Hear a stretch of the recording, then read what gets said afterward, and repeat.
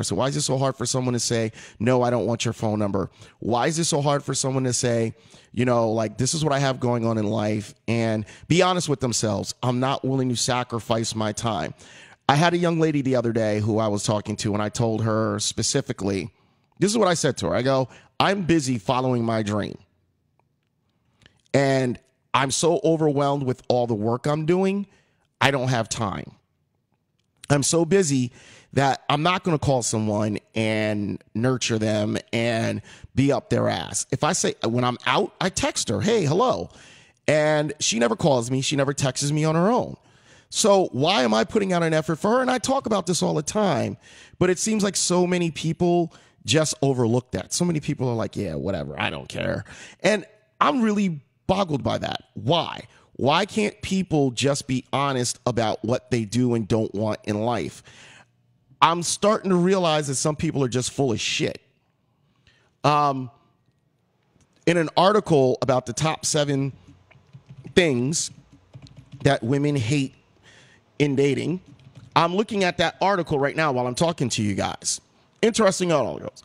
Like 13 annoying things guys do that women, and I did a search on it, right? So 8 types of guys that women should avoid. Top 10 things women want. So let's go to the top 10 things that women want. Once again, the guest calling line, 347-205-9571. I'm going to go down this list, and I'm going to go to it one by one because it's just your man, Mr. Direct. So let's go down here. We're going to go to number 1. Number 10. We're going to go to number 10 first. Independence. Women want to know that a man can take care of himself.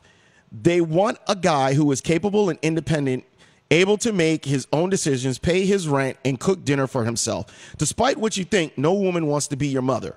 Besides, of course, your mother. One of the top 10 things women want is to know that you are capable of carrying your own weight in a relationship. A guy who is in constant need of reassurance, companionship, help, motivation, and advice is a turnoff. I'm wondering how old this one section is. How old is this possibly? Because let me be real with you, okay, people? Let me be honest with you guys real quick. And when I say let me be honest with you, let me be as honest with you as possible. There is no way in hell you can tell me that a woman, to some degree, does not want a man that is still semi-dependent on her. You can't tell me that. There's no way you're going to convince me of that. There's no way you can convince me that a woman wants a man to be completely independent. Because let's be honest with it. A lot of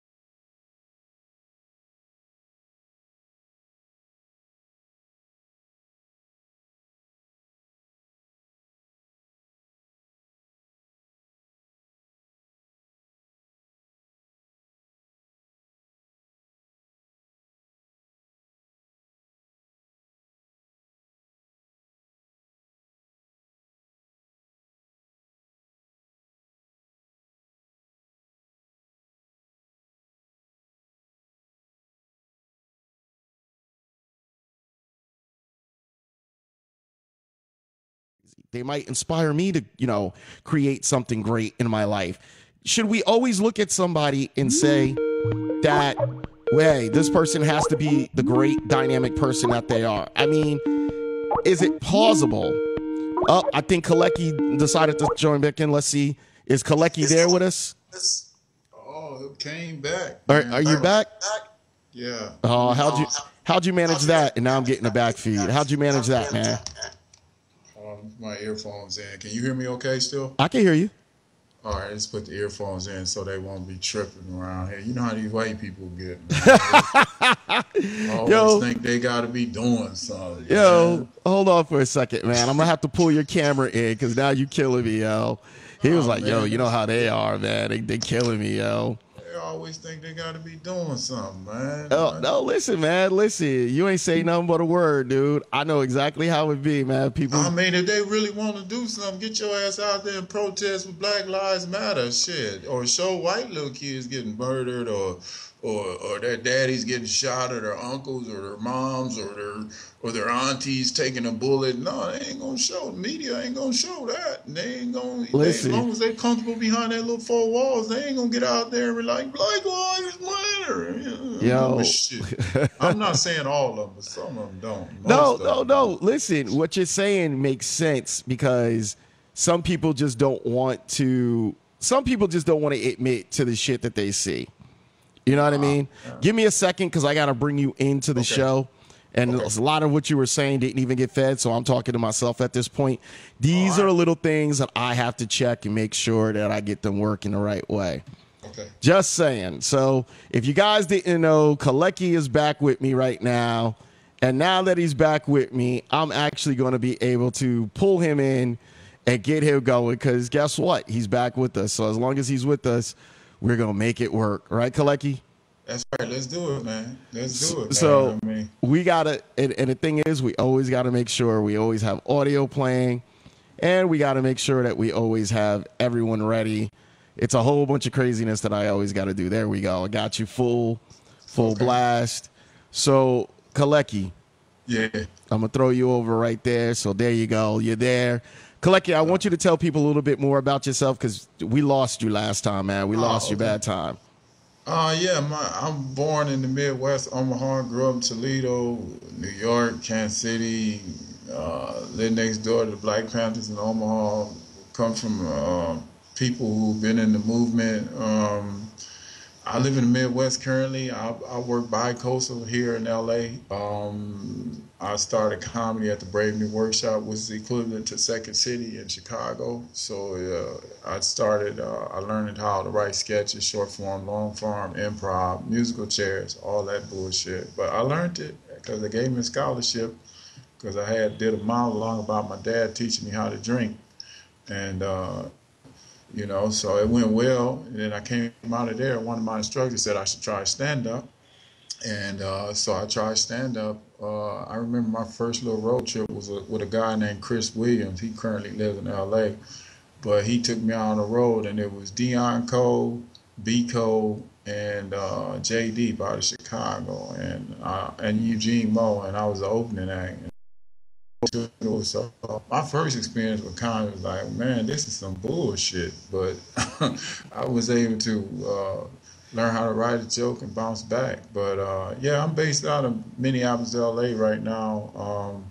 Currently, just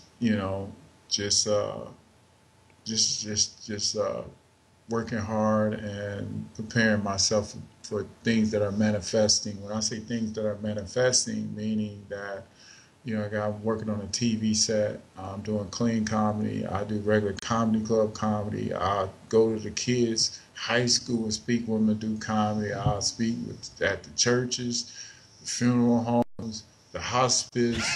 Hold on. Did you say you just speak at funeral homes? I make people laugh anywhere I can, man. I'll speak. That is the funniest shit I have ever heard. He said, "Listen, man. I will go." You said it, and you said it. She was like, "Yeah, listen, man. If that's where they send my ass, that's where I'm going. I don't give a damn." A lot of times I book myself too. So I've always wondered, how do you book yourself? Because I'm in the middle of working on stuff, and I'm trying to, work that angle for myself as well. And I'm wondering, how do you book that? Like, how do you get that booking? Like, oh, this is what you do, man. You honestly, you find venues. If you know a little bit about sponsorship, marketing, and social media, you use all three of those entities to build a brand.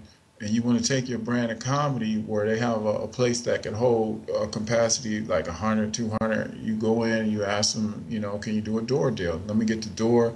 But it's even sweeter if you can find a sponsor, like somebody, local business, just to give them a VIP table of 5 to 10. If they drop 100 or 200 or 500 or 1,000, whatever they drop. So you put their business banner up there, and they your sponsor, and if they love you, they're sponsor enough to pay the act, which you can pay yourself and the acts and keep the door, and then it's a sweet deal for you. But you got to hustle behind the scene, because you're gonna have to build relationships with radio, local TV, newspaper, submit press release. It's a hustle, it's a grind, but it's doable. But you just really have to organize yourself and take on an entrepreneurship spirit, and get you some comics that are hot and got a following, and y'all put your heads together at the table, and you figure out what you're gonna pay them, and you get them sponsorship to drop them dollars, man. It's a good deal.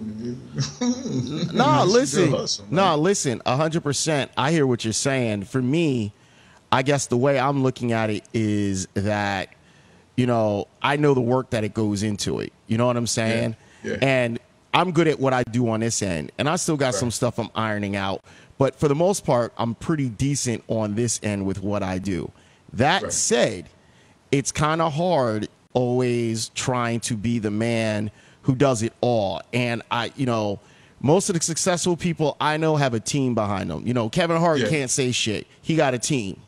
You know what I mean? Well, yeah, but you gotta understand, before Kevin Hart got a team, man, that cat was in New York, Philly. That cat was doing 4 or 5 shows a day, man, just grinding and hustling, man, going to get on any show he can get on.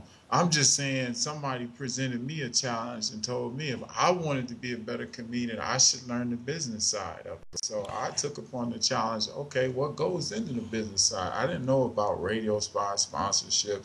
I didn't know about press release and all that kind of stuff, but it was important for me to learn, because at some point, if I'm proactive with my career, I ain't got to wait on somebody to put together a package to put me on tour or this and that. I can put myself on tour, man. I ain't got to sit around and say, hey, I'm waiting on these motherfuckers to put me on tour, man, when I got the knowledge and the wisdom to do the shit myself, man. So sometimes you have to create your own opportunities in life, and most people who get a break is because they've created their own opportunities in life. They put themselves in a position to win. They learn some different things. Like, I'm learning social media shit right now, man. It's different age, man. Even Hollywood producers and directors look at actors' social media profile. Like, I'm an actor too. I'm a comedian. I'm a writer. I'm a poet. I'm a model. I'm a father. I'm a husband. I'm a community person. I go in and speak to kids. I'm a former school teacher, former semi-pro. I've done a lot, man. The life is for the living, man. It ain't for the existing. It's for the living. And you live through some experience and learn some things, man. I'm an older cat. I tell people all the time, I'm a young 43. And I tell them, man, now. I'm born in the '60s, man, but I ain't. He said I'm a young 40. He said I'm a young 43, a sexy 10. That shit is hilarious. That shit is hilarious, sir. I listen. I think at the end of the day, I love interviewing comedians. Have you and Shed G connected? Yeah. I've worked his. He does an urban night at the House of Comedy. He's currently to the Minneapolis versus St. Paul contest right now this week. I'll be there Monday doing a corporate gig. But yeah, I work with him.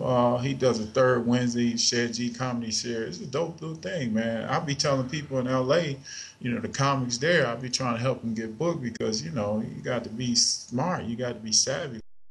Listen, man, we got to work together. You want to work the Midwest? Boom, I got some connection. But can I get on your stage? We exchange rooms. So that's what I'm telling you, because I know you want to do this too, right? You trying to do stand up, right? Yeah, I went on stage and I did it, and I told somebody else about it. And here's my thing: I get it.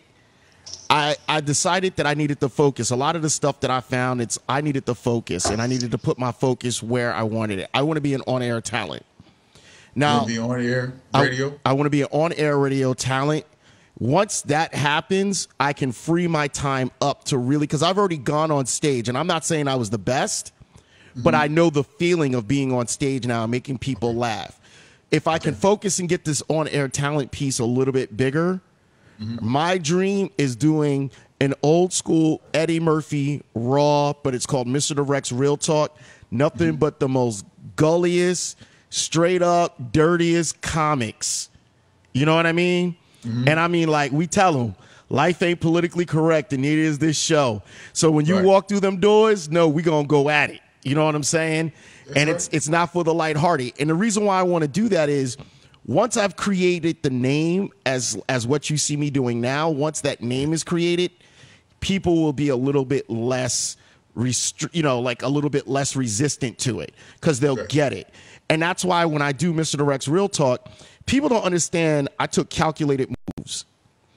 I go into when I see people talking about race and the Constitution and all that, I go into their rooms and I agitate them up on purpose. They don't get that. I go into the rooms and I agitate them and I give them the other perspective. For instance, I had a young lady that just went on air who on her page, it was talking about how black people are, the black community is the problem with the black community. You know what I mean? And what culture she come from? Well, I don't want to get into that. She says, how do people does not part black? But when I look at her and I know her, she's not black. Right. So I basically got annoyed and I basically told her flat out, I didn't care. I said, that's the problem with those of you who are not in the community. You keep telling the black community how they're supposed to act, what they're supposed to think, what they're supposed to do. That's insulting to us. Oh, it's very insulting, man. And may I add, a lot of people, that's the problem in America until want to experience other people's culture or just try to get a grip or kind of a perception of other people's culture or a decent interpretation. Like, for instance, educational system only gives African American 1 month that they acknowledge, and that's Black History Month, that you get to really acknowledge your culture and you're supposed to celebrate your culture. And I think that's bullshit. I think as a black American, I should be able to celebrate my shit year round. Listen, and I agree with you on that. I agree with you. What I find funny, and not to interrupt you, but this is the one thing that really irritates me a lot. Then you got these same people that go into you got these same people that'll say, look how much we give black people. They have a whole month. And I sit there and I say, if you look at history books, most of the history books don't even talk about black people. We're a second, third, fourth, fifth thought. But we're not part of the major. First guy to get killed in the Revolutionary War, Crispus Attucks, black guy. Right? But when you tell that to people, they're like, what? Whatever. Like, what do you mean, whatever? Let's talk facts. You know what I mean? And, Irish people were slaves too. I don't take that away from people that Irish people were slaves. But let's be honest. Let's be honest here, people. When we talk about it, we don't talk about it as slavery being slavery, as opposed to slavery is abolished and then you've got systematic racism. That's an issue. You know what I mean? And then, anybody can achieve anything they want if they just put themselves the effort in, and if they make it work, they'll get it. But that's not always the truth. You know what I mean? It's not. Go ahead. I'm sorry. No, man. It's because a lot of people don't know American history, and American history. Recently, they was talking about Colin, what's his name, Kaepernick? Yes, Colin Kaepernick. Colin Kaepernick. Yeah, taking a knee. I mean, he has a right to take a knee. It has nothing to do with patriotism. The real patriots was African American males who were heroes in all the wars. All the wars, when they came back, even from Vietnam or World War I, World War II with their uniform, hell, they couldn't even make it home when they was getting shot. They was asked to go to the back of the bus after winning wars for this country, they still can't even get acknowledged. So people's definition of patriotism is all fucked up. They really don't understand. And race, you gotta understand the word race and how it evolved. Race evolved in the 1600s. You know, it was a race of the wealthiest to separate people, and and now it's manifested at its highest fucking level. You know, because people don't want to understand. People don't come from a race. People come from cultures. Oh, say that, sir. Say that, sir. Say that again. People don't come from race. People come from cultures, man. We come from, like, if you Irish, you come from Ireland. You're African, Indian, East Indian, Native American, you've been here in America, Latino, South America. We come from cultures, man. And then we get it here. They have tried to categorize the humanoid, the human species, and you can't do that. It's really one big family, but we got some ignorant people who's still on power, who's still on, not wanting to acknowledge or have accountability for American history, for slavery. They don't want to have accountability for that. No, that's, they don't want to look at the after effects, the post effects. They want to just brush it up under the rug like it didn't exist. And now it's slapping them in the face like a dog that shit in his kennel. And that's what I just said. That's just what I said to a young lady. And I want you to, this is what I'm going to do. I normally don't do this. I'm not going to tell you who the young lady is because I don't want to put her on blast. She did this is what I'm going to do. Normally, I don't do this to people. I normally just kind of ignore it. I want you to kind of see where I'm coming from because a lot of people think I make this stuff up, right? And Kaliki, you being an educated man, smart, you tell me where you feel I went wrong. Because I always try to look at myself and say, listen, did I say something to them that didn't make sense? Okay. Mm-hmm. So one, this is what was said. I'm going to go right into it. My computer's a little bit low. I hate it when my crap is this low. So, here it is. You ready? I'm not going to play the video. This is what I said. And I went up the line and I said it flat out. And I said, now, I know this young lady, so I'm really good friends with her. We go back and forth, but I'm good.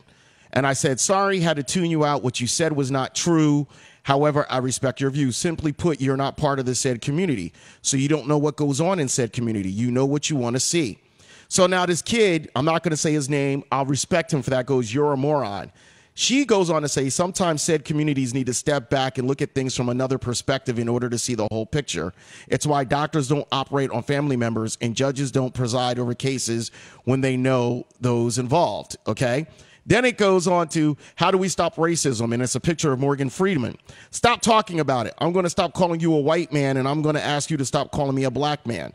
So then my reply was, sorry. First, you called me a moron. I'm not going to respond to you because you called me a moron. Then I said, secondly, now talking about it and wiping it under the rug for so many years, which you just said, is what got us here. You know what I mean? That's what got us here because we were wiping it under the rug. Why do you suppose so many people just want us to wipe this underneath the rug like it's no big deal? And man, people hate to look at the history of their behavior. They hate to have accountability for slavery. They hate to really look at the effects that slavery, I mean, black people's contribution to slavery made America what it is. Without black people's contribution, America would not be as wealthy as it is right now. I mean, everything America is and will be, it will always be part black. I don't care if they don't, I don't care if people want, they just don't want to acknowledge that, that the contributions that black people have done or given this country, from inventions to, and when we were segregated, I mean, people came in and destroyed things that we tried to create. Black Wall Street was bombed.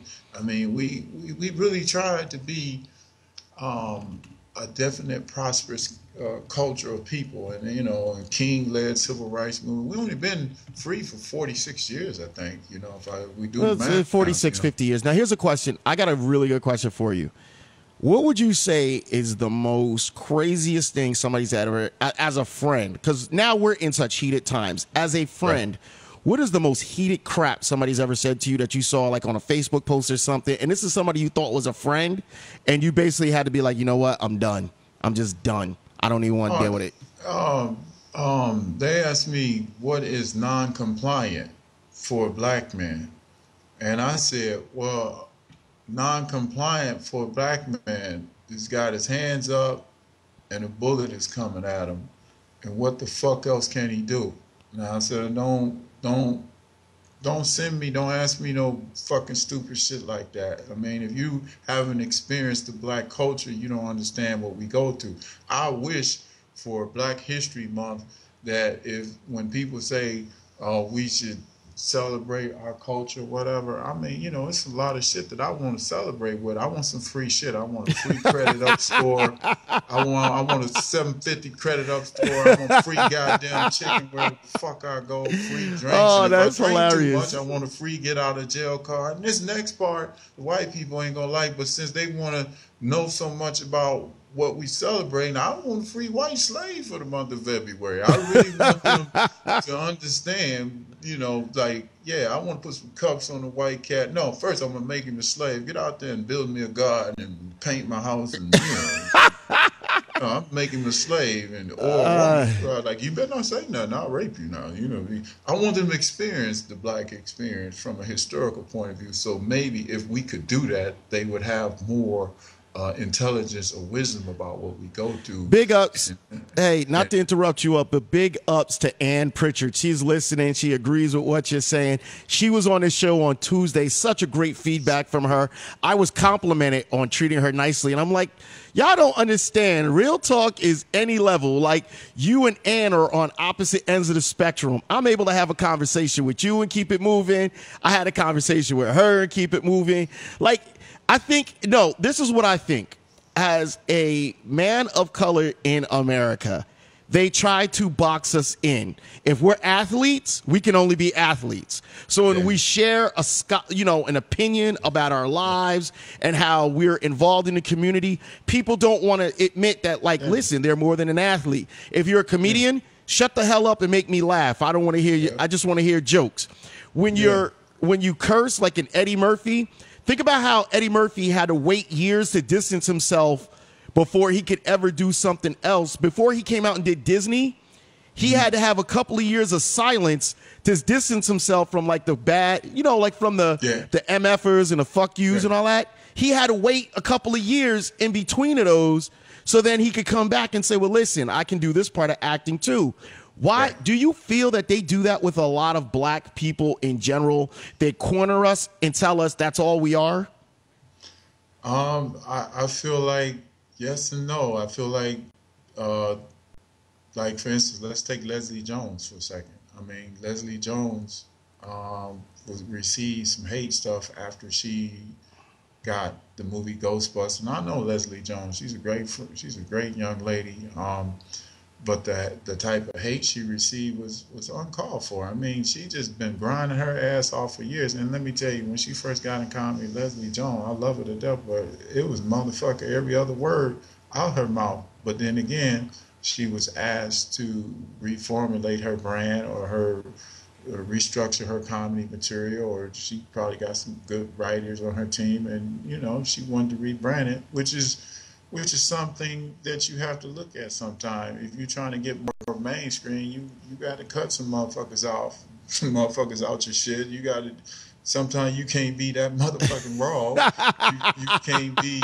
You know, there's too many motherfuckers, so you got to let some motherfuckers go and be some sure. You betcha. And yeah, I feel you. You know, you got to participate in the American language. I personally know that English is not our language, and I've been to Africa, you know, you're supposed to have the freedom of speech, but yeah, it's a game that they play sometimes. Sometimes to rebrand yourself, you gotta clean it up, and Leslie cleaned it up, and that's why she's on. She's good at what she does, though. I mean, let's be honest. Leslie's real good, and I mean, the backlash that she got to me was just a little bit. I'll be honest with you. I looked at it and I said, listen, these are people that really just, they want something to scream and yell about. On that note, what I want to do real quick for those of you who are with us real quick, this is what I want to do for y'all.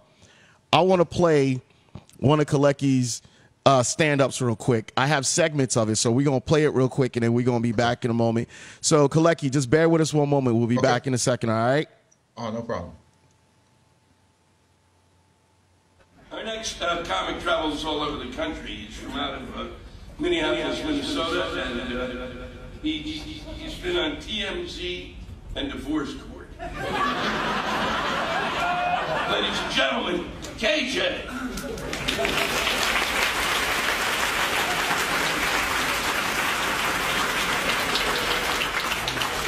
I go by KJ because I have an African name. It's spelled K-E-L-E-C-H-I-J-A-A-V-A-I-D. Don't even try to pronounce it. When I'm drinking, I have problems pronouncing it. But I love my name, especially when the bill collectors call and mispronounce it.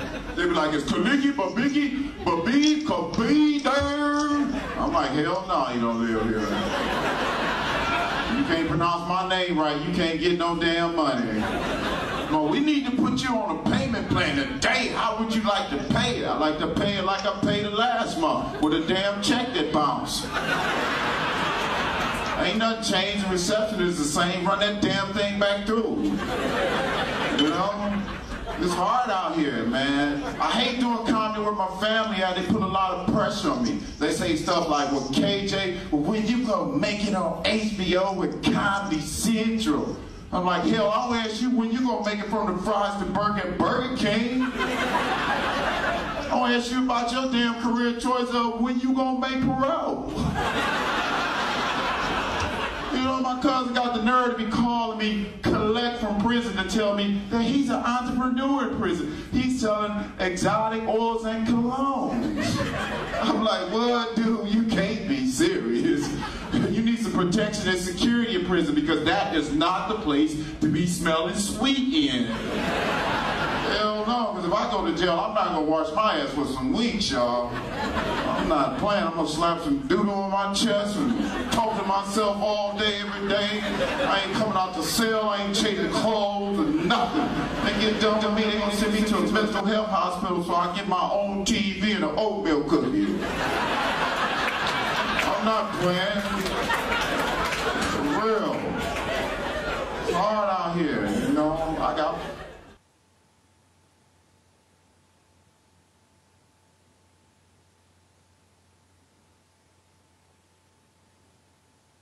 We're back. Kalecki, you still with us, right? Yep. Yeah, sorry about that. I'm the man in the plan doing 50 million things at one time, so don't mind me. So like I said, go ahead. We were just playing a bit of yours stuff real quick. We're playing a quick little one of your videos real quick, and I hope it went through. I don't think it did. I got to start seeing. This is why I do test shows. I do test shows so I can test out the audio, make sure it works right. I don't think yours went through. I don't know why it didn't, but you know, hey, that's why I keep moving. So what was your first like big event? Like for me, I got to do Stress Factory, and I think I had like 50 people in the crowd. My first big breakthrough, you was playing the clip of it. It didn't play too well, but that was Detroit Comedy Festival with Lewis Black hosting it. Yes.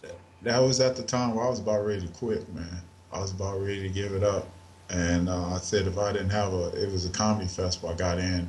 I was glad it was a showcase and I didn't have to compete because I don't like really competing because comedy is so subjective to an opinion of the viewer or audience base. So I don't think I don't try to compete in contests, but I will participate in some just to see what they feel like or experience that. But so to make a long story short real quick, I went out, had a dope set. They printed something up about it in the newspaper, something like that. And I was in the green room with Lewis Black and Kathleen Madigan.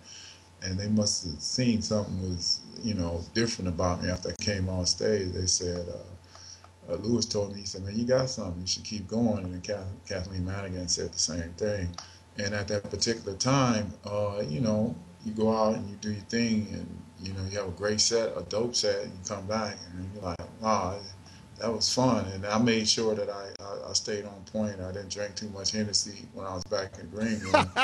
So, It's like, hold on, I had to make sure that I didn't have too much of that Hennessy. yeah, I was in the green room. I had a little Hennessy and Red Bull, and I said, okay. But like now, man, as a performer, man, I had to retrain my thought process, man. I've been sober for about 26 months. I gave up weed 3.5 years ago, and because I just really wanted to enjoy my whole comedic experience without chemical as a distraction. And a lot of comics, they got to have, they like to drink, smoke weed, whatever. Not me, man. My new dope is laughter. My new drug is laughter and the gym. I get high busting somebody's ass on the court. I got a Tim Duncan game. I got a nice little turnaround. Got 3-point range. Got a little bit of handles. Actually, I got great handles. I just don't use them enough. But I sent Kevin Hart team, one of his boys on this team, because I wanted to do a challenge with him, because I see last year he had the basketball challenge where he was shooting out with NBA players. I said, why don't he challenge some of his other comedic peers? I'll shoot his little ass out.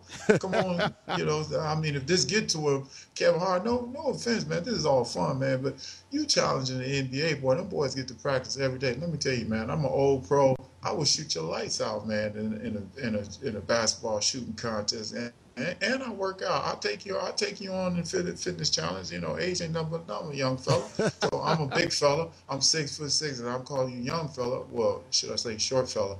I'm 6'6". No offense, Kevin. We could do the tall and short fitness challenge, or tall and short comedy show, whatever you want to do. Between me and you, like everyone that loves Kevin Hart, I call him the one-time funny guy. One-time funny guy. When I see his jokes, I listen to him once, and it's funny. Yeah. I go back and listen to it, and I'm like, it's not as funny as it was the first time. I go back the third time and listen to it. It's not as funny the third time. But when I listen to Eddie Murphy Raw and Eddie Murphy Delirious, it's always funny. I'm always laughing. And I'm wondering, how did we get away from that in comedy? How did we get away from literally being raw? I remember I was about to do one of my shows. Now, my show is mixed with comedy as well with not satire, but talking about real things. And It was when Caitlyn Jenner had just become, when Bruce had just become Caitlyn, right? And I was cracking jokes, and one of the girls goes, well, it's funny, this young lady had this issue with me. She goes, well, I know how you are about women and blah, blah, blah. And I go, you saw me telling jokes. You saw me online offering a thought. So now you now try to use that as a way of saying who I was of my character. I was offended behind that. However, moving away from that a little bit, how did we get away from people being able to be absolutely really raw with the way they describe their... I mean, the only people that really get away with it now are women. Men can't get away with being raw anymore. Women, like Lisa Lampanelli, is raw. You bring up a really good point here. Too much political correctness. Women can say whatever they want to. Now you can't say you a fat motherfucker when when you should be able to say that. You can't call, it's amazing how we so desensitized to violence, but like when language come, all of a sudden, oh, you can't say this, you can't say that. I mean, people have been saying and doing what they want to do for 400 plus years in this country. Now all of a sudden, you want to put a cap or limitation on what a joke is or what comedy is. I say this: get the fuck out of here. I mean, it's meant to be funny. You know what I mean? And that's what real talk is about. It's about the conversations we have in our home. You come into the studio, you sit with me, you get comfortable. Your lights. Yesterday I played a game with the young lady, and it was called Finish This Sentence. And one of the sentences was my favorite sex position, which I think really is like easygoing. You know what I mean? Because I can elaborate on whatever she says, but I didn't. And I realized I had a meeting today with some people, and they're like, we got to worry about our brand. You got to worry about your brand. So we got to find a mixture. I realized slowly today that a lot of people honestly don't get, they're scared to laugh about the shit that we would laugh about every day. You know what I mean? Yeah, Like absolutely. they're terrified to like, oh man, like that's what you're talking about. I don't know if I can't believe you said that. And it's like, you can't believe I said what? Like, isn't that what comedy is about? Making fun of people, talking about how crazy they are, and look at the way she dressed. She looked like Grimace. She looked like Grimace from the Hamburger from the McDonald's commercials. Yeah. I dated a girl like that one time, man. She literally looked like Grimace, yo. And if she knew how to give head, do some rubble, I wouldn't have broke up with her. But she ain't know how to do that. That was a Hamburger joke. You guys don't get that. Right. But like people mad because you talking about facts. You know what I'm saying? Like this happened to me, and this is my crazy way of looking at it. You know what I mean? Now you being a 6 foot comedian, right? 6'6". Yeah, 6'6". You said you used to play semi-pro. Where did you play semi-pro at? I played in the IBA. We play in the North America, Winnipeg. I've also played in the NBA Summer League. I played in the Summer League at Loyola Marymount. And at a particular time, I had just came out of college. Played. I worked out with Hank Gathers and them at UCLA. Hank Gathers was the truth. Yeah, he passed away. If he was alive when I met him, but he was cool. Man. If he didn't pass away, Hank Gathers could have came into the league and tore, because he was a left-hander and he was a left-handed scorer. Right. He was unstoppable. Well, how tall was he? 6'5", 6'6" too? Yeah. And he was lefty, right? He's lefty, yeah. And he was that's when Loyola Marymount. See, y'all think your man Mr. Direct don't know things. Yeah, I know things, old yo. School, yeah. That was the year. Bo Kimble was his boy. He should shoot the free throw left-handed. Yes. Yeah. Bo, Hank Gathers was part of that Loyola Marymount team. Mm-hmm. That's when they started doing the running gun. Yeah. That's when they started the running, and the running gun was, we not trying to play defense. Right. We have so many scores on this squad. We're gonna outshoot you. I remember going in my dad's bedroom early in the morning. This is when we first got cable, and I'm talking about cable with the long string that you had to press you had to press it, and then you had to put the dial to the middle number and then to the bottom one. And if you press 3 of them, you could get like Playboy Channel. Yeah. I remember going into my dad's room. And I remember watching that, and I remember their scores were like 144 to 134. That's right. And they were lighting teams up.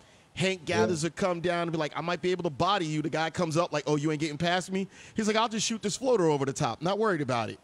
Yeah, he had game, man. So they had the summer league there, and then I met a few people that, at the time, Timber was getting the team. So I had an aunt live here, a little bit of family. So I moved here, worked out with them, got a chance to hang out with Pooh Richardson and Doug West, different players, first-year players. But, I messed up my ankle, so it kind of,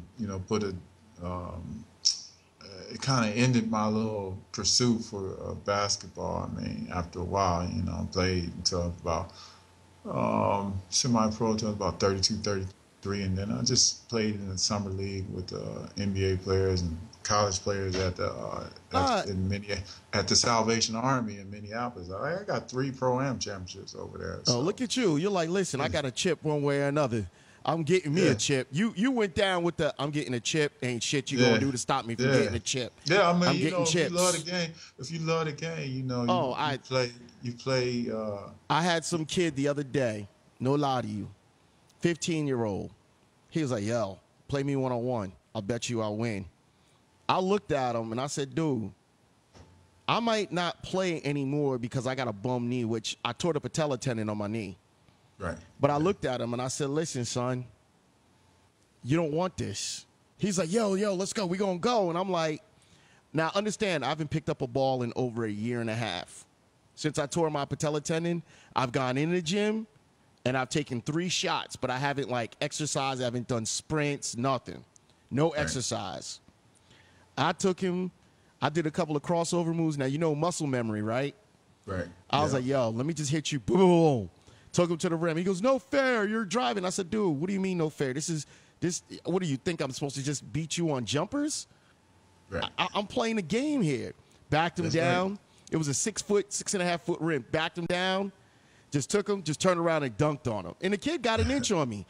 And I'm like, I'm 200 pounds. You think I'm going to sit here and try to finesse you the whole time? Try to shoot jumpers? I'm going for the L. I'm going for the W. For the W, I'm going for the W. I'm not playing for an L. I'm playing for the W. I took him out. I beat him one game. I said, listen, we're going to play the 5. If I get the 3 before you score, I win. Man, I got the 3 in another 3 minutes. And I just looked at him. I said, I'm done, man, because listen, let me tell you, if I tried to play him, that dude would have given me a heart attack, yo. And I don't, back in the day, do you playing ball, you ever remember, I used to talk shit to the tallest dudes on the court. And I would always look at them like, hey, little man. And they look at me like, who the fuck are you talking to? I'm like, yo, little man. Don't be in the middle. Because I used to be, not that I could dunk, but I would just attack the rim like I ain't give a damn because a layup was my friend. You know what I mean? Right. I used to just look at big dudes. I ain't give a damn big damn. They could have been 7 foot, 400 pounds, right? Yeah. Like, I look at them like, don't be in the middle when I come to the middle, motherfucker, because I'm going to take you out. And I wouldn't smirk. There'd be no laughter on the end of it. They'd be like, yo, you so crazy. Then I come to the rim with my knee up. I'm like, yeah, motherfucker, what? Now, the one time that backfired on me, a defensive line guy that was playing for the Giants. Now, you know, they is as wide as they is tall. Those linemen, they just as wide as they all tall. I ran into him, and it was like running into a brick wall. And he just sat there. He was like, ooh. Yeah, you get touched up in the middle.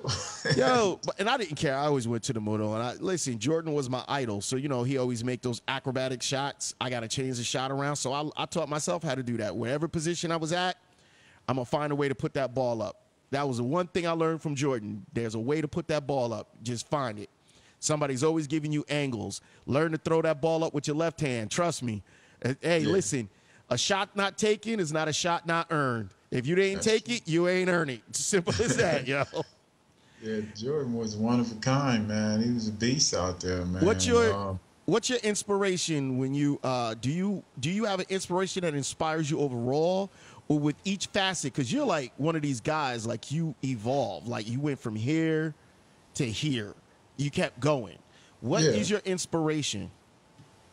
My inspiration is, having a great appreciation for the craft of comedy, a greater love affair. You gotta have a love affair for what you do, man. And when you love to do something, it diminishes all the expectations and pressures. You just get to immerse yourself in something you love to do. And so that love shines because you look forward to getting your drug, your dope. Laughter is my drug. It's my dope, making people laugh. And I pride myself on versatility, like being able to do a clean show, a comedy set show, going to schools do comedy, churches do comedy. I pride myself on that versatility. And one day I was hanging out with George Washington, and I said, George Washington, is there any place you want to do comedy? He said, nah, I do comedy any goddamn where. I do it anywhere, anytime, anywhere. And we talked about that, how if you're a comedian, your job is to make people laugh. People ain't always going to get every joke. So you just learn to, keep going and formulate material that's hopefully universal that everybody can relate to. Like I will do most of my urban material with a mainstream set and vice versa. So I may have to add a little hostility when I get to the urban crowd. But it is what it is, man. I call myself an angry comic because I love getting on stage, and when I talk about things, I like to talk about it like I'm angry. You know what I mean? Yeah. And granted, I'm still new, but when I do it, it just like when I try to go on stage and just try to tell a one-liner, it don't feel right. Right? Yeah. But when I rage, when I get upset, like I was like, yo, let me tell you about this ugly bitch that had enough nerve to tell me that I was ugly and she wouldn't go out with me because I was ugly. This bitch turned around and I mean, like she looked like two assholes that stuck together and couldn't get themselves out of each other. Talking about I need to work on my good looks. Maybe some fucking Botox will work for me. I don't need no damn Botox. What you need to do is stop looking like an asshole. Don't nobody want to kiss an asshole, and your breath smell like you just been eating shit all day. Why you been eating shit all day? Like, that's me. I like the rage like that. And if I got some drinks in me, I can flow off the top of the head. Yeah. And I don't need a lot. Like, some people get drunk. No, I need like 2 shots. I need like 2 shots in a beer, and I could flow. Like, you could throw things at me. Yeah. But I also love the mix with the crowd. Yeah, so I love interaction is good. I love looking in the crowd, and I love looking at somebody in the crowd. I'm like, what? You never seen an angry black man before? I was like, mess around with me after 12 o'clock and my dick can't get hard. You're going to see me even more angry. And it messes people up because they're like, yo, did he say that? One of my best lines is, I go, listen, just because I got a small dick and boobs bigger than you don't mean you got to be mad at me. And girls look at me like, yo, what's the matter with this asshole, yo? I'm just like, yo, I'm just saying. Yeah, it's just, comedy is just point of views, man. You can really express what you want to say. I tell people all the time, when you get older, you know, in your lifestyle, you want to express comedy that express point of views that about your life. You know, comedy comes from all over. You know, anything, any place.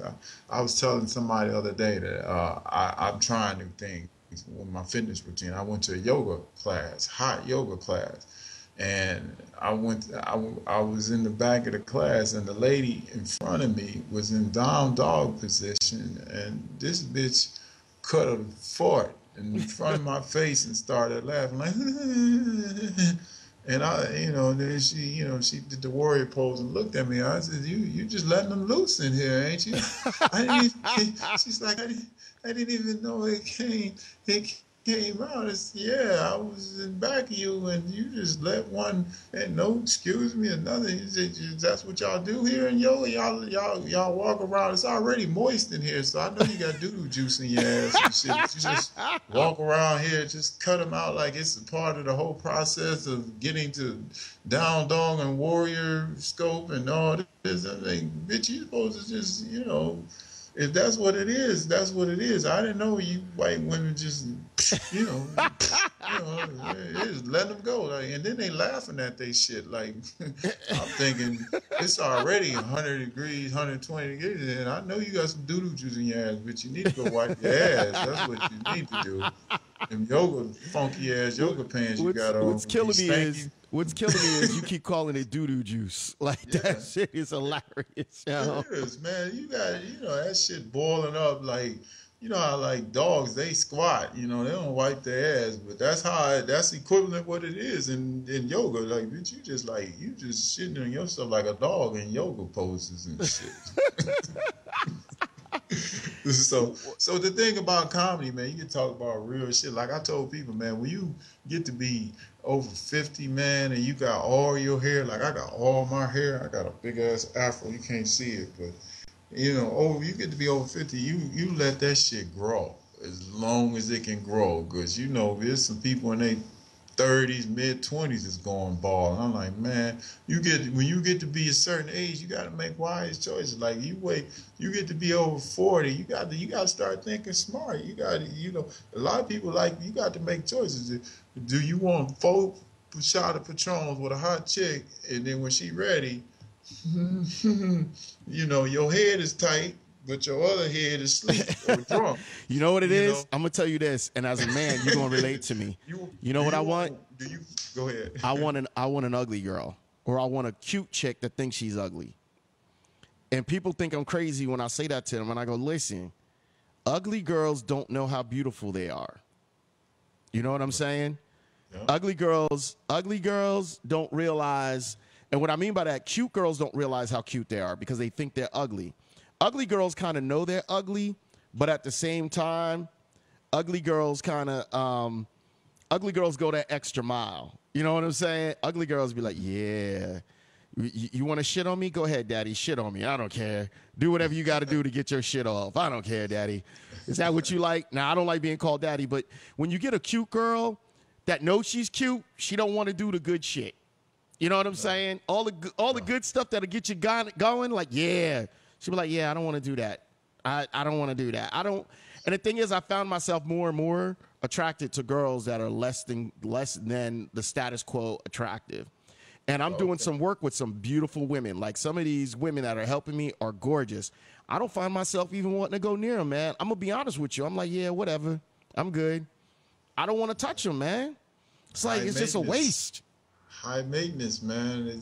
You know, it costs high maintenance, man. Some of these young, I wouldn't want to be single. I'm married, man. This single life is hard, man. I can tell you, my brother, he was online dating. He was on blackpeoplemeet.com here in Minnesota. He told me, he said, bruh, I was on blackpeoplemeet.com. It's all white women on that shit, man. I was like, what? He said, yeah, man. He said, it's all white women. Yo, let me tell you something. The most racist people in America are middle-aged white women. I'm explaining to you why. I'm about to offend 65% of the people that listen to this damn show that are listening. Like, yo, did he really just say that? A lot of these white girls have always wanted some black penis in their life. Always. Couldn't bring it home. Couldn't bring it home to their parents. Didn't want, and it wasn't that their parents was racist. It was that their parents was like, listen, they could be your friends. You can hang out with them, but don't bring one home to marry. Right? They graduate college. They get the nice little job. They decide to settle down. They can't bring no black babies home, and they've been messing with black dudes at school. So they go out and marry some white dude that they half like, don't really care about, but now they got kids. Now, I don't care. Once you have a kid, even if you don't want kids, that's your kid. You love your kid. Anybody that don't love their kids, something wrong with them, right? So she goes out, has these kids. Then all of a sudden, shit goes downhill with the father. Now they ain't chasing nothing but black penis. The minute that divorce come through, all they chasing is black penis. They don't want to hear. They don't want to hear nothing about no white dude. Like, now I understand why a lot of white dudes are angry as hell. Middle-aged, divorced, and the girl that you want to hook up with only chasing black dudes. That's because you denied them all that black penis when they was in their 20s. Now they 40, got some money, got their kids. They don't give a damn. They're telling everybody to F off. Like, yo, F you. I'm going to get me that black man. I'm going to be a queen. Like, when the black woman used to say I'm gonna be a queen, now the white girls are like, I'm a queen. Like, when I saw a white woman say that shit to me, I was like, what? I was like, don't you know that your people evolved from fucking Caucasus Mountains? Y'all was a bunch of cave people. Now you want to talk about you a goddamn queen? Get the hell out of my face. You've been hanging out with the black folks too long. Well, you know, there was a survey out from Rutgers University that said 87% of white women fantasize about being with a black man. Yo, I had a girl tell me. I had a girl tell me the other day. Not to interrupt you, I'm so sorry. I had a girl tell me at the bar the other day. She admitted that she watched porn, and she admitted the guy she was messing around with was white. But she said, I said, when you watch porn. She goes, I watch anal and I watch big dicks, black big dicks. I was like, what? She was like, yeah, I watch big black dicks and I watch anal. Those are the two porn fetishes I watch. I'm sitting there looking at her. She's like, every white woman fantasizes about some black dick. Let's get real. She goes, only the hardcore racists ain't thinking about it. But if they ain't a hardcore racist, even if they ain't bringing it home, even if they not tasting it, they all fantasize about getting it. And I'm like, really? Because I always thought white women were like Pringles. You just can't have one. I'm just saying. No, I read that survey. It was about 6 months out, something like that. A survey by Rutgers University said 87% of white women want to experience or have a fantasy. They have a fantasy and want to experience an African-American male. But then the survey went on to say that only 13% said that they would marry the black man. And I'm like, ain't that a bitch? If you're good enough to fuck your brains out, but you ain't good enough to marry. Ain't that a bitch? Well, we know in the history of our country, we have sexualized black men, and we sexualized black women, and we sexualized white females. Women in general are sexualized. But you remember when we used to talk about the house Negro, right? You had to be light-skinned. Well, what the slave master used to do, and this was an interesting thing I used to read, when the Irish people were indentured servants, if they wanted, I forget what was the reason they would do it, but basically they was like, well, we can't have dark-skinned people in the house, but we can have light-skinned people. They would get the black guy to have sex with the indentured female Irish servant, right? Now you have yellow kids. The yellow kids could be in a house because some of them were passable. Right? Depending, some of them were passable. So now and that's how you have all these people with black heritage that look whiter than white people. But when you look at their heritage, they have straight up black genetics everywhere. And I was explaining that to somebody today, and they were like, "What?" And I go, "Yeah, that's how they used to get the house Negroes. They crossbreed it, and then the master was always dipping his stick into the slave quarters time to time. So that's how you would get them sometimes and stuff like that. But it's all genetics. It's all watered down. We don't want to get into it because somebody's gonna be like, "You're racist," and I'm like, "I'm just talking facts." Like, I mean, no, scientifically, black gene is a dominant gene. That's just scientific fact. It's already been proven. There's nothing racist about that. It's just a human gene that it is what it is, man. I mean, like I said, you know, people really want to experience other people's culture, but afraid, perceptions, stereotypes, they're afraid to break them down. You know, white women really want to experience black men, and they do a lot in Minnesota. I see it all the time. But I'm saying, when I'm reading a survey that said 87% fantasize about being with a black man and about making love to a black man, that means they really have some interest in the culture of a black man. And then 13% say they only 13% said they would marry him. But it showed me that, okay, I'm good enough to fuck, but I need that white security at home. I need that white guy to pay these bills, you know. Man, okay. But that's what the survey said to me, and I understand. You know, we live in a weird society, man. Sometimes, man, you know, it's just in order for America to really to change. I mean, yeah, we got to make an honest assessment of who we are as a culture. I mean, you got to look at the current election. Let's look at that of Trump and what's the name? I mean, it just shows the level of intelligence that Obama have, because now you got a reality show for a fucking presidential election, and then you don't know who to vote for the two or the lesser evil. But I would say Hillary would probably be the best bet, because she'll have Bill and then Obama be in the White House for 2 years consulting, because I guess the current people who run this country, these billionaire families, said, well, you know what, we probably need Obama to stay around and help consult, because neither one of them two fucking presidential candidates is really equipped to run this country. And you know, you can't get a third term from Bill or Obama, so they're gonna be behind the scenes. You know. It's funny that you say that, because I was talking to someone today, and I said, "Listen, I'm gonna be honest with you. I'm kind of torn on where to put my vote." And they were like, "What do you mean you're torn?" I'm like, "I'm torn because I really don't want to vote for Hillary, but at the same time, Hillary is the smartest of the votes for that." Yeah. But you know, I've never really cared for her because she's always had sort of a smug mentality when you deal with her.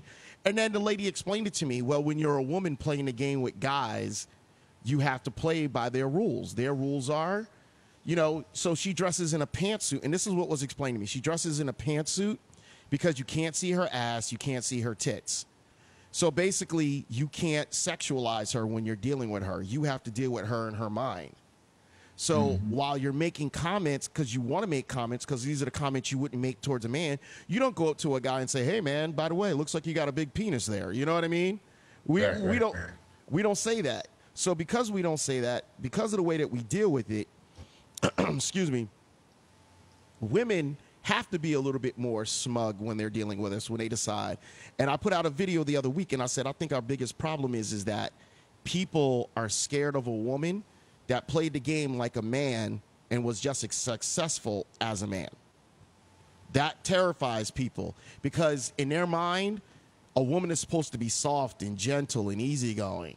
And here we are, is like, nah, she's hardcore. If she's got to pull that lever, but I would feel better about her behind those codes than I would about, you know, Donald Trump. You know what I mean? Yeah. Yeah, I mean, he's a businessman. He's not a politician. He's just a businessman, and he's got a lot of bigot behavior in him. I mean, stuff he says is just man. I mean, like I said, at least Hillary, she's got some experience behind her with her husband, and then you got Obama, who will probably consult. I mean, you know, Hillary. You know, other white women say Hillary just like a bulldagger. That's what they say. I mean. Listen, everyone's got their own thing. Listen, it's your man, Mr. Direct. I want to thank KJ for coming on the show. KJ the comedian. KJ, where are you performing next? Where we got you at? I'm in Minnesota next weekend. I'm at World Comedy Theater, Hopkins, Minnesota, Friday and Saturday. I'm at Perry Casino Thursday in Wisconsin, coming up this week. And Monday, I'm at a corporate set at the House of Comedy. So before you go, people can reach me. I would love if they hit me up on Twitter or Instagram. My stage name is KJAY the Comedian, and I got a webpage, kjaythecomedian.com, KJAY the Comedian on Twitter, KJ at KJY the Comedian. Instagram, same thing, KJ the Comedian. What else? What other social media? I got a fan page, KJY the Comedian, Facebook, or my first and last name. Good luck finding me. I got the kind of name that people unfriend. You know, they see my name. Hey, he's from Nigeria. Let's unfriend this fucker. Yeah, listen, I want to my thank name you. actually comes from Nigeria. I'm like, Listen, what the fuck? people are just scared. Listen, I want to thank you for being part of the show. You got an open invite to come back in again. Next time, the technology will be working. You won't have to interfere with anything. We'll have everything up and working the right way, man. Thank you so much for being on the show. Thank you, my brother. Have a great time, man.